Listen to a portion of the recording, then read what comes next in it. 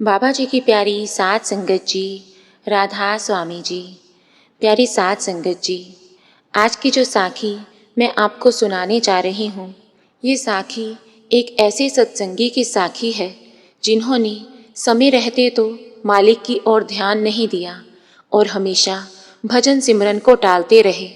लेकिन जब बुढ़ापा आया तो उनके साथ क्या क्या हुआ, आइए जानते हैं इस साखी के माध्यम से। संगत जी, जैसा कि हम सभी जानते हैं कि जब हमारी अवस्था बचपन की होती है तब हमारे ऊपर इतनी जिम्मेदारियां नहीं होती। हमारा बचपन एक प्रकार से खेल कूद में ही चला जाता है। इसलिए तो कहा जाता है कि बचपन का जो समय होता है वो सबसे अच्छा होता है। ना कोई जिम्मेदारी, ना कोई परेशानी, केवल खेलना कूदना और अपने दोस्तों के साथ समय बिताना। और उसके बाद जब जवानी आती है तो हमें बहुत कुछ सीखने को मिलता है, बहुत कुछ जानने को मिलता है। हमें समझ आ जाता है, हमें समाज के बारे में पता चलता है कि हमें समाज में कैसे रहना है, कौन कौन से काम करने हैं, कौन कौन से काम नहीं करने, इस बारे में हमें जानकारी मिलती है। बहुत कुछ हमें हमारे माता पिता से सीखने को मिलता है। उस समय हमारे अंदर एक अलग ही तरह की ऊर्जा होती है, एक शक्ति होती है जो हमें कुछ करने के लिए प्रेरित करती है।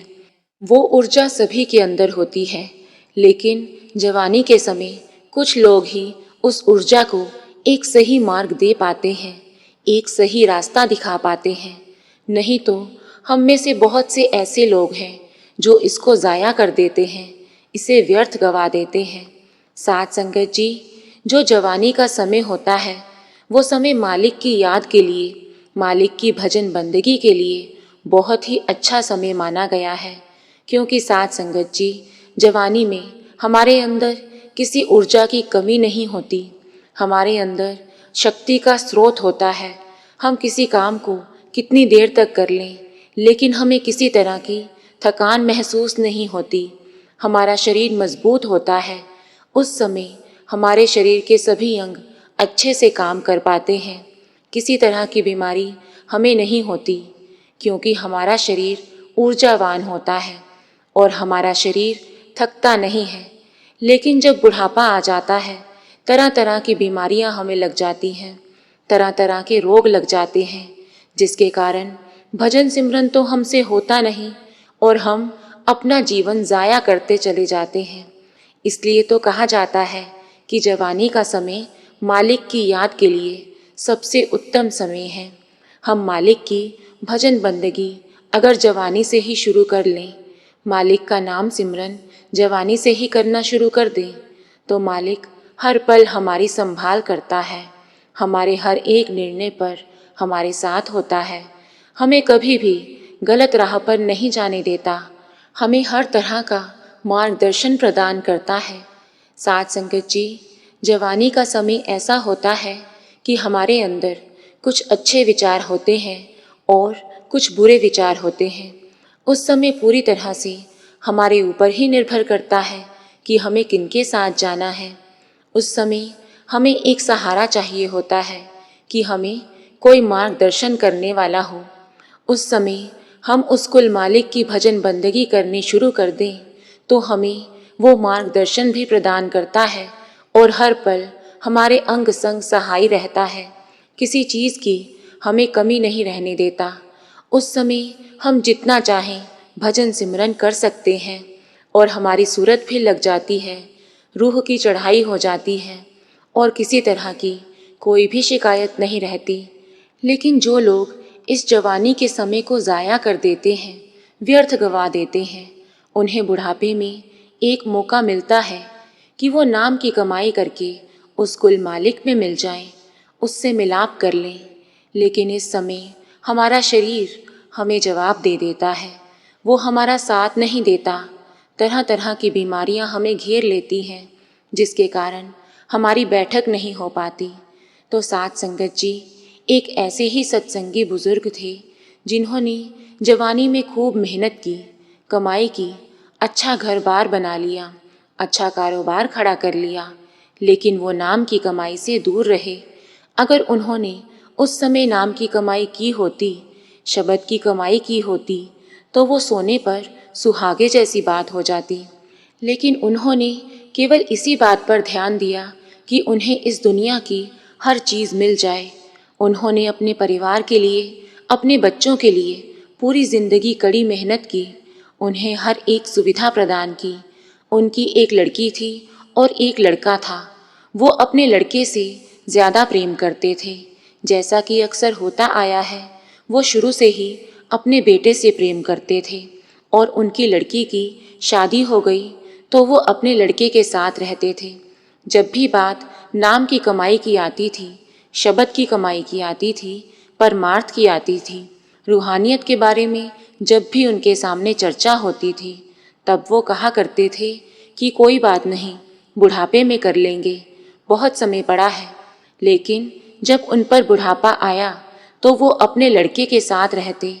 उन्होंने रूहानियत की तरफ ध्यान देना शुरू कर दिया, क्योंकि उन्हें मालूम हो गया था कि मेरा अंतिम समय नज़दीक है और अगर मैं इस समय को संभाल पाऊँ उतना ही मेरे लिए अच्छा है। अगर मैं अब नाम की कमाई कर लूँ, शब्द की कमाई कर लूँ, तो मालिक की कृपा मुझ पर ज़रूर होगी। तो उन्होंने उस समय को संभालना शुरू कर दिया। वो दिन भर नाम के बारे में चर्चा करते, कुल मालिक की बातें करते और जैसे जैसे आस पड़ोस के लोगों को मालूम होने लगा कि वो बुज़ुर्ग रूहानियत की चर्चा करते हैं, नाम की चर्चा करते हैं, तो उनके घर में उनसे वार्तालाप करने के लिए कुछ सत्संगी आ जाया करते। लेकिन ये बात उनके लड़के को अच्छी नहीं लगती। उसने बहुत बार बोला भी कि आप ऐसा मत किया करें, लोगों को अपने घर ना आने दिया करें, आप ऐसा क्यों करते हैं। इसी बात को लेकर वो थोड़ा सा अपने पिता से नाराज़ रहता था। लेकिन जैसा कि आप जानते हैं कि जो मालिक के प्यारे होते हैं, मालिक के नाम की चर्चा करते हैं, तो लोग उनसे अपने आप ही जुड़ जाते हैं, लोगों से रहा नहीं जाता और वो ऐसे मालिक के प्यारों के पास भाग भाग कर आ जाते हैं। तो ऐसे ही रोज़ उनके घर पर लोग आ जाया करते, उनसे पिता के नाम के बारे में पूछते, चर्चा करते और कुल मालिक की बातें करते, साखियाँ पढ़ते सुनते, ताकि जितना हो सके इस समय को संभाला जा सके और ध्यान को मालिक की तरफ किया जा सके। इसी बात को लेकर उनके लड़के को बहुत गुस्सा आता है। कभी कभी अपने पिता से झगड़ा भी कर बैठता और उन्हें उल्टा सीधा बोल भी देता। इस बात का उन्हें बहुत दुख हुआ करता था और एक दिन उनका चश्मा टूट गया और उन्होंने अपने लड़के से कहा कि बेटा, मेरा चश्मा टूट गया है, क्या तू इसे बनवा लाएगा। जब उन्होंने अपना टूटा हुआ चश्मा लड़के के हाथ पर रखा तो लड़के ने ज़ोर से उस चश्मे को फेंक दिया और कहा कि मेरे पास इतना समय नहीं है कि आपके चश्मे बनवाता फिरूं, खुद बनवा लो। और इसी बात को लेकर उसके पिता ने भी कह दिया कि तुझे इसलिए इतना बड़ा किया था कि तू आज मेरे ही सामने बोले, मेरे ही सामने आवाज़ उठाए। तो संगत जी, उस लड़के को बहुत गुस्सा आ गया और उसने अपने पिता को घर से निकाल देने की बात कह दी। और जब ये बात कही तो लड़की को पता चल गया कि भैया पिताजी को घर से निकाल देंगे। वो लड़की तुरंत उनके पास आई और पिताजी को अपने साथ ले गई। वो उसके साथ चले गए और साथ संगत जी, जब वो लड़की के घर पर गए तो वहाँ पर भी ऐसे ही उनका मिलाप कुछ सत्संगी भाइयों से हो गया। जब उनको भी पता चला कि कोई महापुरुष नाम की कमाई करते हैं, नाम की चर्चा करते हैं, तो वहाँ पर भी कुछ सत्संगी लोग उनके घर पर आने लगे। लड़की को मालूम था कि मेरे पिताजी अब रूहानियत की तरफ ध्यान देने लगे हैं, तो लड़की इस बात को लेकर बहुत खुश थी। वो भी उनसे इस बारे में चर्चा करने लगती और उसके पिता को इस बात को लेकर बहुत खुशी होती और उनके मन में एक बात आई कि मैंने ज़िंदगी भर अपने बच्चों के लिए बहुत कुछ किया, लेकिन मुझे मिला कुछ भी नहीं। एक प्रकार से कहूँ तो मैंने अपना जीवन व्यर्थ कर दिया। अगर मैंने जवानी में उस कुल मालिक को याद किया होता, उस मालिक की याद में समय दिया होता, तो आज मेरी ये अवस्था नहीं होनी थी। मेरी अवस्था तो कुछ और ही होनी थी। सच में आज मैं जान गया हूँ कि यहाँ पर सब मतलब के रिश्ते हैं, मोह माया है। एक मालिक ही है जो सत्य है, एक वही है जो संभाल करने वाला है। मैंने सारी उम्र अपने बेटे को प्रेम किया, लेकिन आज मैं कहता हूँ कि जितनी लड़कियाँ अपने माँ बाप के बारे में सोचती हैं, लड़के नहीं सोच सकते। ये शुरू से ही होता आया है। तो साथ संगत जी, उनकी आंखों में भी आंसू आ गए कि मेरी बेटी ने मुझे संभाला है। संगत जी, उन्हें नाम मिल चुका था। उस समय उनका जोर केवल नाम की कमाई की तरफ था, तो वे पूरा पूरा दिन नाम की कमाई में लगे रहते, भजन सिमरन करते रहते। वो अपने कमरे से बाहर नहीं निकलते थे। उनसे बैठा तो नहीं जाता था, लेकिन वो एक कुर्सी पर बैठकर भजन सिमरन करते रहते। अब वे बहुत खुश थे। एक दिन उन्होंने अपनी बेटी से कहा कि मेरा समय पूरा हो गया है। मुझे सतगुरु ने कह दिया है कि मैं तुझे इस तारीख को लेने आऊँगा, तो मुझे अब जाने की तैयारी करनी होगी। ये बात सुनकर लड़की की आंखों में आंसू आ गए और वो रो पड़ी। उन्होंने अपनी बेटी को आशीर्वाद दिया। तो साथ संगत जी, ऐसे ही कुछ दिनों के बाद वे कमरे से बाहर नहीं आए, अंदर ही कुर्सी पर बैठे रहे। क्योंकि संगत जी, जब नाम के अभ्यासी को पता चल जाता है कि मेरा अंतिम समय नज़दीक है, वो ज़्यादा से ज़्यादा समय नाम सिमरन को देने लगता है। वो एक पल भी व्यर्थ नहीं गंवाना चाहता। तो संगत जी, जब वो अपने कमरे से बाहर नहीं निकले और कुर्सी पर ही बैठे रहे, तो लड़की को पता चल गया कि आज बहुत समय हो गया है, पिताजी बाहर नहीं आए। और जब वो उनके कमरे में गई, तो उसके पिताजी कुर्सी पर बैठे थे और उनके चेहरे पर एक मुस्कान थी, आंखों में आंसू थे, आंखें बंद थी। ऐसे लग रहा था कि सतगुरु आए हैं और बड़े ही प्यार से उन्हें लेकर सचखंड चले गए। और सतगुरु का वो स्वरूप देखकर उनकी आंखों में आंसू आ गए और इसलिए उनके चेहरे पर ऐसी मुस्कुराहट है, ऐसे ही उनकी मृत्यु हुई। नहीं तो साथ संगत जी, मृत्यु के समय कौन मुस्कुराता है?